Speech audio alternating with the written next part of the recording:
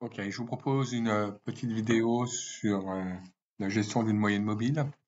Donc j'ai repris des éléments d'un énoncé d'un de nos exercices. Je vais faire une moyenne mobile de niveau 3, même si elle n'est pas totalement cohérente, c'est juste pour que vous ayez la méthode, d'accord? Et on va rester sur 24 mois seulement. Donc, premièrement, vous commencez déjà par calculer la moyenne mobile. Donc comme elle est de niveau 3, vous mettez au centre, à partir de l'année 2, hein, et vous faites moyenne de ces 3 mois, et vous descendez progressivement.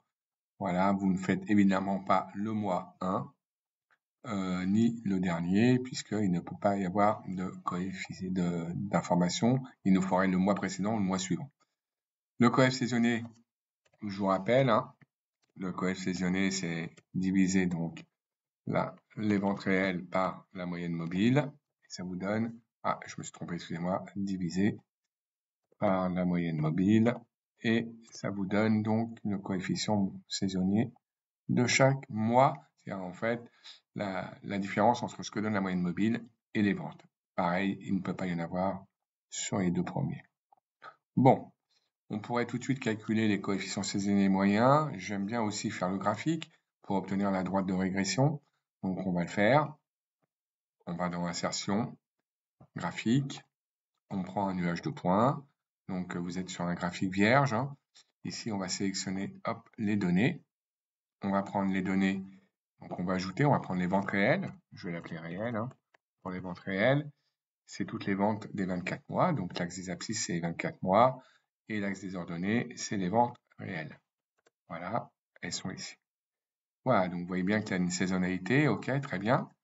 Le deuxième, ici, que je vais ajouter, c'est les éléments de la moyenne mobile de niveau 3. Donc faites attention parce que vous avez vu que ça ne commence pas en 1 ou en 2, donc commencez les mois en 2 et terminez-les en 23. Pareil pour les ordonnées. Ici, vous commencez en 2 et vous terminez en 23. Voilà. Bon, vous avez vu qu'elle n'est pas terrible dans la moyenne mobile. Elle est loin d'être même bien, parce qu'elle est très proche des données réelles. Bon, c'est pas grave, hein, c'est juste pour utiliser la méthode, mais normalement, il faudrait prendre une moyenne mobile d'un niveau nettement supérieur pour aplanir les éléments de la moyenne mobile. Peu importe, on va rester là-dessus parce que c'est juste pour comprendre la technicité du calcul. Donc là, vous sélectionnez, là c'est l'erreur que vous faites souvent, vous sélectionnez non pas les ventes réelles, mais vraiment les ventes de la moyenne mobile, celle-là, en orange, et c'est là-dessus que vous allez demander la courbe de tendance qui va apparaître dans la même couleur et vous allez demander le graphique. Voilà, et vous l'avez ici, voilà. Ok, bon, on a bien avancé. Alors maintenant, je vais agrandir un peu cette forme-là.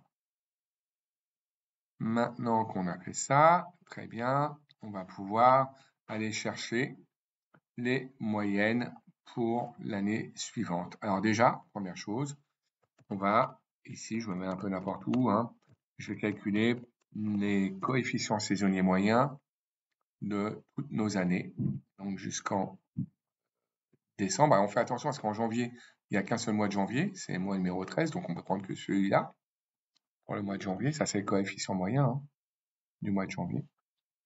Je vais bien marquer au-dessus que c'est le coef moyen, que vous puissiez vous repérer. Par contre, à partir de février, on a bien 2 mois, donc on peut faire la moyenne des 2 mois. Celui-là et l'indice 14 qui est le mois de février de l'année d'après. Voilà. On peut descendre cette formule jusqu'au mois de décembre, hein, novembre, excusez-moi, que pour décembre, évidemment, on n'a pas le dernier mois, donc on fait la moyenne sur le seul mois qu'on a, le mois 12 de la première année. Voilà, c'est nos coef moyens. Ici, ce que je vais faire, c'est que je vais faire la valeur de l'équation.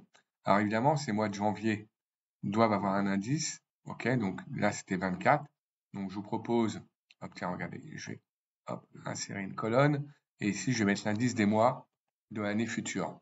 Donc 25, 26, etc. Voilà, comme ça. Ok, là il y a un jaune qui est apparu pour rien, je vais l'enlever. Et là, je vais utiliser la formule avec y égale 21 509 plus 3076. Voilà, donc je vais faire égal. Je mets des parenthèses, surtout c'est important. Vous allez voir, parce que le coefficient moyen doit être multiplié par le résultat. Donc je vais faire 25 fois 21,509 plus 3076,20, qui est ma formule en fait.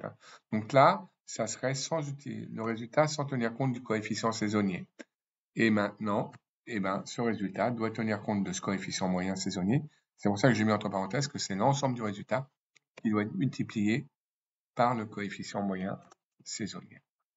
Et voilà ce que ça donne. Et voilà. Ça me donne, alors on peut arrondir ces valeurs-là, mais si vous les arrondissez, c'est pas très grave. Ça me donnera en tout cas les prévisions pour l'année future, les prévisions mensuelles pour l'année future. Donc voilà. Alors encore une fois, là, ça n'a pas beaucoup, c'est pas top parce que vous avez vu qu'en fait, la moyenne mobile n'est pas du tout écrasée. Donc les résultats ici sont un peu faux. D'abord, regardons, le dernier résultat qu'on avait en 2024, le réel, c'était en mois 24, 5125. Et au mois de décembre de l'année d'après, on n'est qu'à 4394. Donc vous voyez, ça n'a pas vraiment tenu compte de la saisonnalité à cause d'une moyenne mobile qui est trop proche de la série de données de départ. Mais si la moyenne mobile avait été tassée, par contre, ça aurait fait des variations saisonnières plus conséquentes au niveau de des prévisions et on aurait été beaucoup plus proche de la réalité. Enfin, l'objectif, c'était surtout de pouvoir utiliser la méthode de la moyenne mobile, même si nos prévisions sont quand même très loin de notre réalité. Voilà. Et écoutez, j'espère que ça va vous servir. À bientôt. Au revoir.